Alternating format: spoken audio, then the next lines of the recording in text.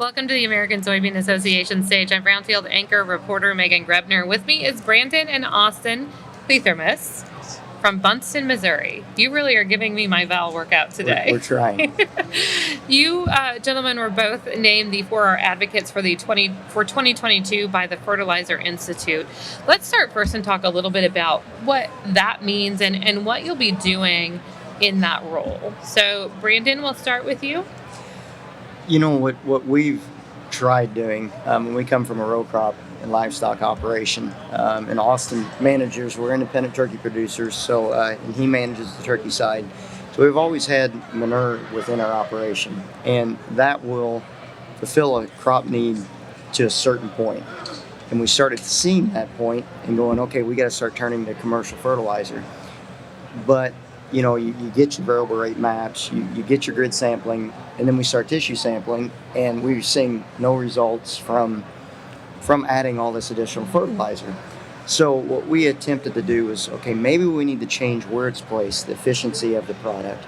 And so we turned to ETS Soil Warrior for strip till. We started moving that, so that helps accomplish, right place, right time, right product.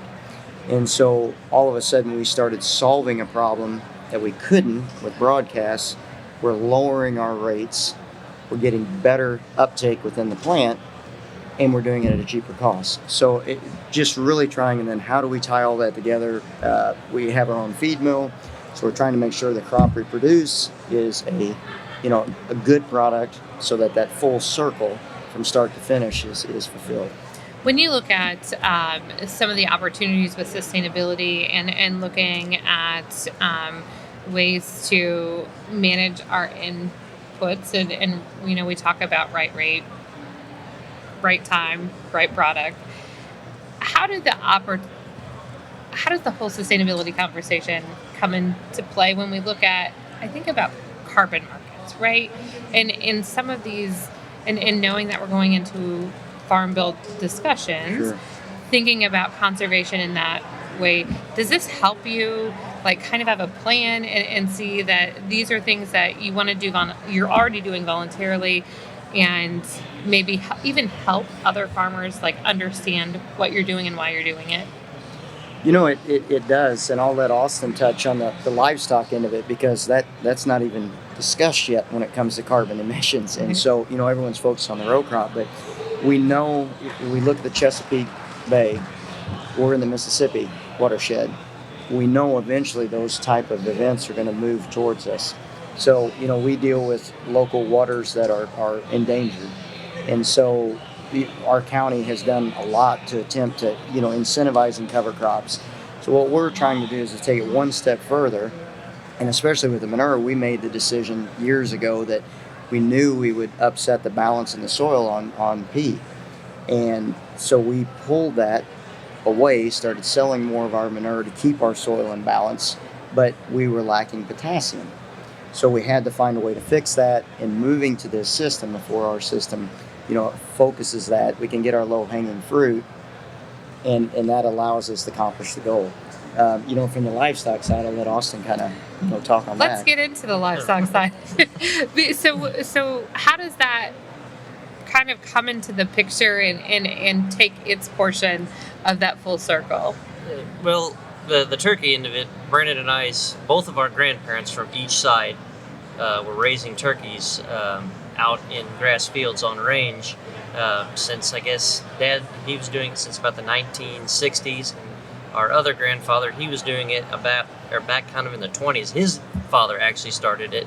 And, they always were able to see wherever those birds were the previous year. They would come back in and notice that the ground and the crops that grew there was always a little bit better.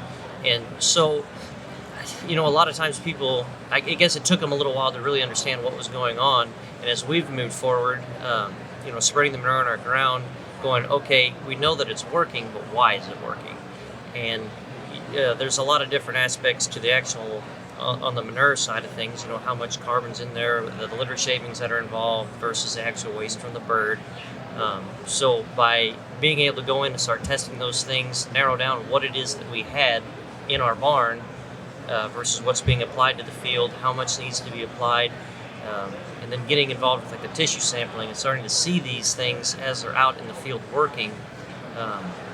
With this program, we're able to kind of get, again, more focused on what we can do to tweak these things and make it a little bit better and more efficient. So, how much of that changed when you were able to modernize? And you said like from taking turkeys off range to, I'm assuming, into a facility, they right? are inside barns, yes. How much easier was it to manage and utilize some of these technological tools to improve these practices? The turkey industry is kind of a funny beast. From the range, our grandfather actually had range birds while we were young, and I helped him do that. And I don't know why anyone in their right mind would want to do that, because of, just predators that were out there, and like right now, the avian influenza is a big deal. Birds could come in and they'd be eating out of the same feeders as the turkeys, and getting the birds inside of a facility to protect them, to keep the biosecurity going. That's always been kind of a big focus of what we do, and the whole reason why we put these in the barn. But it allows us to then keep manure inside the barn. That way, whenever it's done, it doesn't go where it's not supposed to. We don't want it washing down into a watershed anywhere. We need to make sure that stuff goes from the barn to its intended location, because it just needs to go where it needs to go, I guess, essentially. And we've been able to kind of manage these turkeys a little bit different in terms of health and keeping them going. So it's always an ongoing thing. We're never done learning on that end of it. So and then with what we've done, putting a feed mill operation in has really helped us pinpoint our nutrition and tailor it to our farm, because in most poultry situations, everything's kind of treated as a one size fits all. But every barn is different, just like every field is different. So, by allowing us to do that, we're able to kind of keep things going a little more, be a little more efficient, and it has really helped us out over the past few years. So. And I know we're here to talk 4 hours, and we're here to talk technology and conservation practices. But I do want to ask, with the uptick in avian influenza cases, how does that change your biosecurity and your approach to doing what you can to keep that disease out? It honestly, from our standpoint, it hasn't changed a thing, because everything we do on that farm is the most biosecure we can be. It pays to do that 24/7. You always need to be on your toes, because if it's not avian influenza, it's going to be a different pathogen or something else. I think what it does is it helps remind us that we got to keep up with all these things. With our company, we do auditing every year, where we go back over and we show lines of separation, perimeter buffers. You look through, we have to train everyone that comes on the farm. You make sure that nobody can come in that isn't supposed to be there.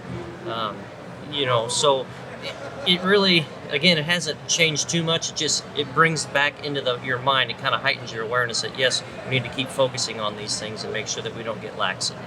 And it really is. We haven't had significant cases like we're starting to see now in several years, and I would assume everybody's on heightened alert right now. Yes, we get daily reminders from our company vet, where anytime she hears about it, she tells us where they're at and what they're doing, and the communication from when we had our last outbreak to now has been. The first one was a good trial run, because we really were able to get the state involved and all the veterinarians that are kind of around with the companies. They started talking to each other a lot more. So, we're seeing a lot more communication, and I think that's going to really help us be able to get this stuff kind of pinned down and make sure that it doesn't spread too far too fast.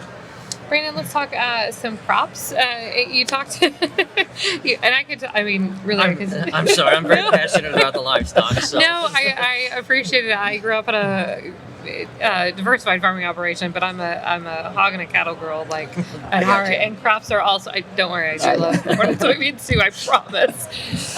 So let's talk a little bit about best management practices. So we talk, some of the application aspect of it, but let's talk a little bit crop management practices. How do you prevent erosion? How do you fix nitrogen? What are some tools that you use that are part of your routine? So that was the other thing that got us involved into strip till. We always wanted to move away from a field cultivator because I never did like the erosion. And there was always a yearly reminder of it when you'd harvest and you'd find all that topsoil that moved. We said, okay, let's try the vertical tillage because we still thought we needed to warm that seed bed. And we ended up moving more soil at the end of the year. And the idea of strip till and moving to that was always just no one locally did that. And so we went, and to tell you the truth, Soil Warrior was the only one that actually returned my phone call when I was trying to find a field demo. They said, we'll bring you a machine and you can lease it this year. So that was the goal from day one. How do I reduce soil erosion? And so then the next stop was we started seeing that. Well, then we go, you know what, let's try this cover crop thing. Maybe these people aren't completely crazy and it may work. So we took baby steps. And that's what I tell everybody when they're making this change, especially in cover crops and all these things. It is a system. There's not one thing that's going to fix it. It is a system of things that are layered on top of each other to get you to it. When we did strip till, we did no-till and cover crops, all of a sudden that was the layer that brought us a full soil erosion, soil health, and the best management. As you have conversations, you're here at Commodity Classic and talk to farmers. What is your like floor pitch? Like, come try, just try one thing. I promise you'll like it. So if there was one way to get somebody to make one small step, what's your first suggestion? That is an excellent question. And right now, at least in our state, the first thing, I'm too big of a baby yet to go full no-till. I'm just not ready because I understand there's other processes. You pull something out of that layer, you got to replace it. You don't just do away with it. So there's a few things that I would have to do to get to that. So, at first, at least in our clay soils, adding some sort of cover crop is a good first step. You start seeing that change. And then if you're not willing to go, and it's a very cheap fix, that's really, everything's got a return. It's just the way it is. There's some programs out there through the various equip that help with that, if you're a producer that wants to kind of get in and cost share. And then the next thing, I really am a big proponent of strip till and being able to place that nitrogen right there.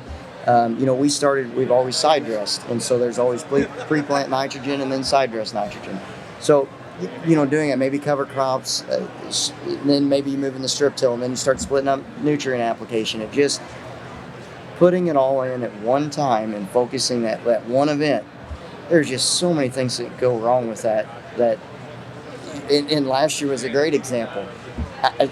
Anything you planned, you might as well have just said, well, it wasn't going to work, and we just plan on starting over. So allowing yourself to where if you have a major event, that you're not knocked out of the ball game because of it. How important has been your local NRCS person to helping you figure out a plan in addition to some of the other folks maybe that you consult, but figuring out what works for your operation? And I will say in the beginning, we worked with AgriVision, so our consultants, and so they kind of helped ask the questions or teach us to ask the questions we need to ask when we go to the NRCS. But I will say our NRCS, the individuals, and by like everything, we're getting that transition period where the old guard is leaving and we're getting the new one trained in. And they have just been absolutely wonderful, very accommodating, walk you through everything. Because, when you sign a contract with the government, you have to understand how binding that is. So understanding, the right questions to ask, why you're there, to make sure that you don't go down a path that makes you upset with the program and you throw your hands up and go, I'm walking away. So you always want different paths, and they've helped provide that.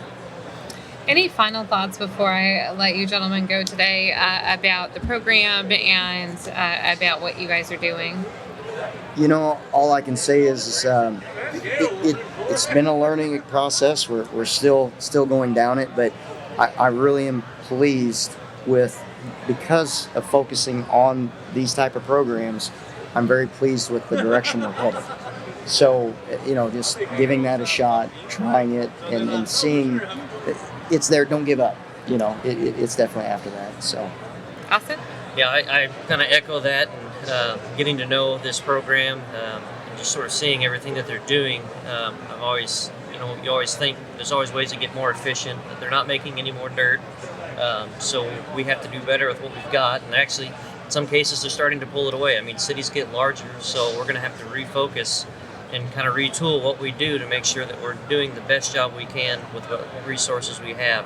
And these guys going out here recognizing people that are innovating and getting things, just kind of getting the ball rolling, getting people thinking about these new processes. I think that's extraordinarily important moving forward, from a policy standpoint. I mean, sometimes it's not the easiest working in between government and the farmer. I mean, there's a huge disconnect there sometimes, but groups like this are helping facilitate that, and they're being a good voice for us so that, not one side feels too left out from the table. So moving forward, I think it'll be very interesting, and seeing kind of where they go and just sort of going from there. But Gentlemen, thank you so much for your time this afternoon and sharing your story.